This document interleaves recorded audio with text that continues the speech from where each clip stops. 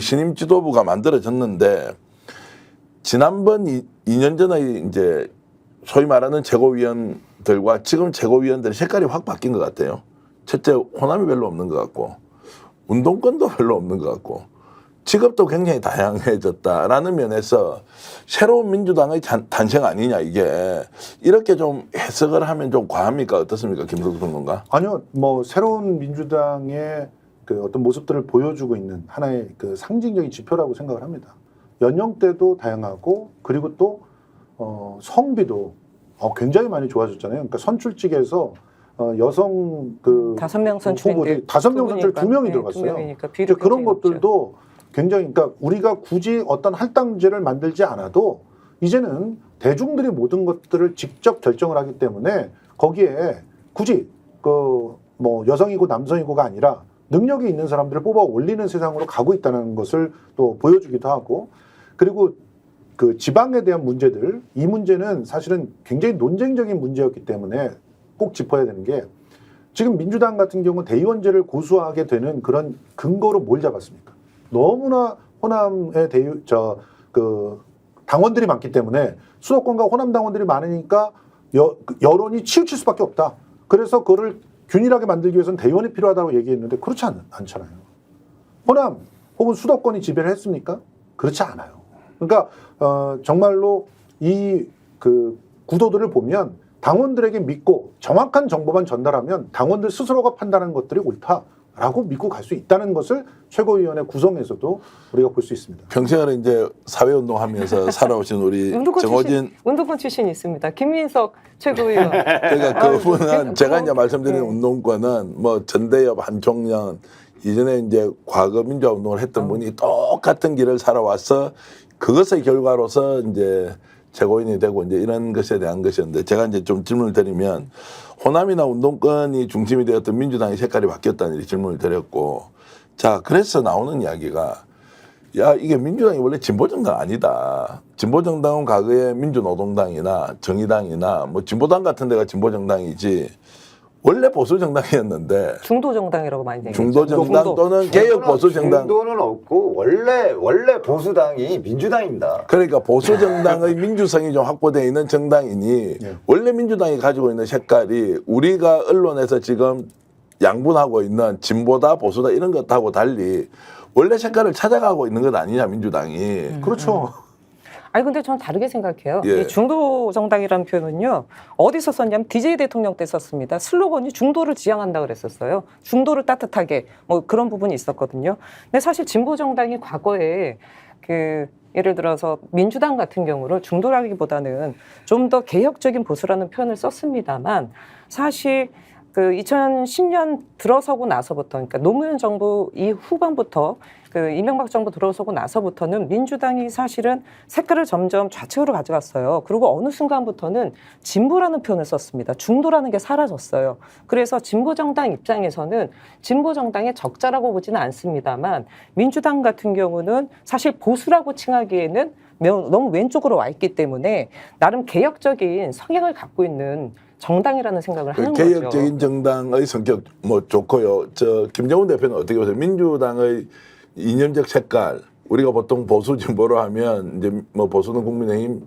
진보는 민주당이 대표되는데 그게 동의하십니까? 저는 사실 그 학생운동, 저도 한총련 출신이라 학생운동 출신인데, 그 2002년도에 노무현이라는 사람을 보고 민주당에 첫 그 입당을 했었어요.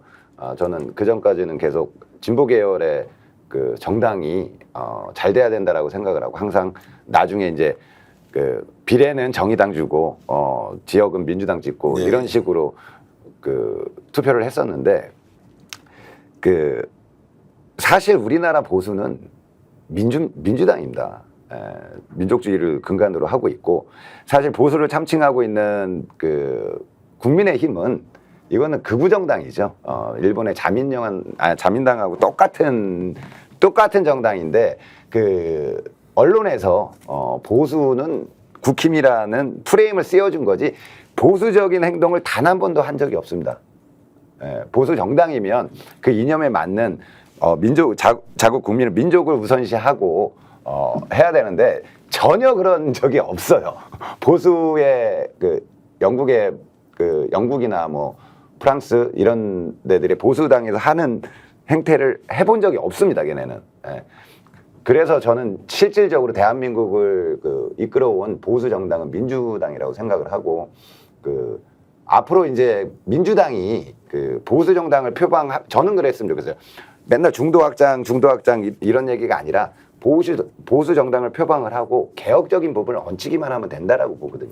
제가 이제 이 질문을 드리는 이유는 김성수 평론가 예. 지난 21대 국회까지는 국회에서 주로 역할을 했던 분들이 전대엽, 한총련 이런 분들이 지금도 국회에 있습니다. 의원인데요. 그 171명 중에 들어와 있거든요. 근데 존재감이 전혀 없어요. 그래서 제가 이제 민주당이 색깔이 바뀌었다는 것을 이번에 전당대회를 통해서도 지도부가 바뀌기도 하지만 민주당을 주로 이끌어가는 의원들의 중심축이 뭐냐? 그럼 호남이냐?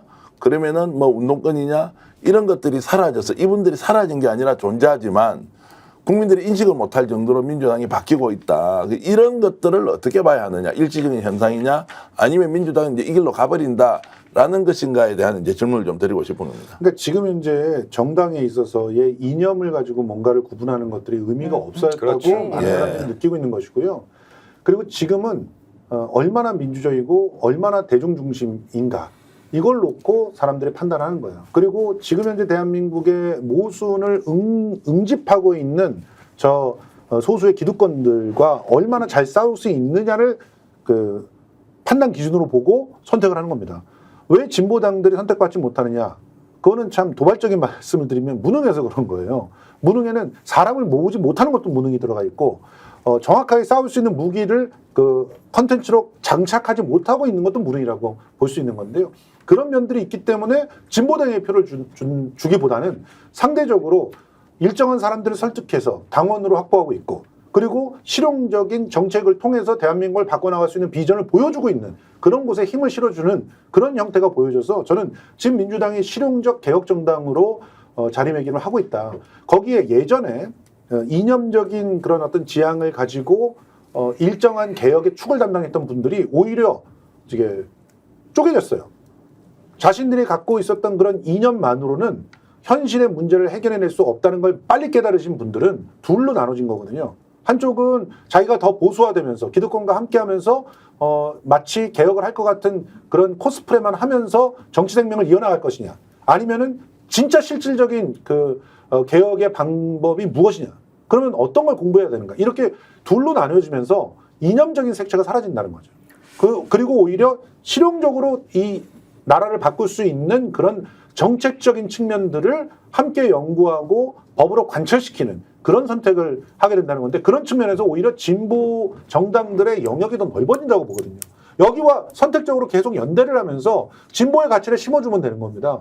그러니까 개혁적 대중정당이라고 하는 틀을, 그것도 실용적 개혁적 대중정당이라는 틀을 민주당이 잘 선점을 하게 되면 어떤 일들이 벌어지냐면, 이 틀 안에서 내용적으로 기득권들과 싸울 수 있는 무기를 다오, 이렇게 될 때 진보정당이 그 무기들을 만들어서 실어줄 수가 있다는 거죠. 그런 측면에서 결정적인 변화를 우리는 눈앞에서 보고 있는 거 아니냐 보고 있습니다. 전 좀 말씀드리고 싶은 거는 지금 정계은 대표님께서 말씀하셨던 거는 소위 말해서 전대엽 세대, 586 등등 민주당을 지난 2000년서부터 계속 이끌어왔었던 인물들이 여전히 이인영 의원님 그래서 이번에 당선됐어요. 여전히 계시긴 한데 예전과 달리 전면에 나서고 있지 않은 부분을 말씀하신 것 같습니다. 그렇기 때문에 민주당이 예를 들어 개혁보수냐 아니야 이런 건 말씀을 해주신 것 같은데, 저는 민주당이 개혁보수라고 보수라고 생각하지 않습니다. 기본적으로 말씀하셨듯이 이념적 잣대로 얘기를 하는 것도 적합하지 않고요.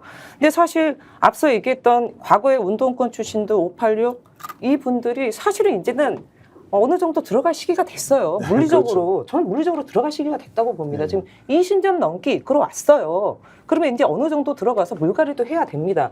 그리고 결정적인 건 뭐냐면, 이분들이 두각을 나타내는 뭔가의 대한민국의 혁신적인 뭔가의 방향과 비전과 그다음에 집권했을 때 성과를 내니라고 봤을 때 그러지 못했습니다. 예. 그러다 보니까 냉정하게 사실은 평가받아서 일부는 저는 사실상 퇴출이 된 부분이라고 보여지는 그렇죠. 거고요. 그런 측면에서 민주당 같은 경우는 자연스럽게 이 교체가 되는 겁니다. 근데 저는 이번에 민주당 최고위원 되신 분들 보면서 개인적으로 좀 주목했던 부분들은 분야별 전문가들이 계세요. 맞아요. 김병주 의원님 같은 경우는 지금 사성장군 아닙니까? 예. 국방안보 관련돼서 정말 잘하고 계시잖아요. 전 개인적으로 제가 민주당 의원분 중에 좋아하시는 분이기도 한데요. 네. 한준호 의원님 같은 경우는 언론개혁과 관련된 부분들은 뭐 자타가 고민하는 부분들이고요. 보면 면면이 전문성을 갖고 있는 분들이기 때문에 윤석열 정부에 맞춰서 잘 싸우는 거? 그럼 뭐 이미 온 국민들이 다 아는 사실 아니겠습니까?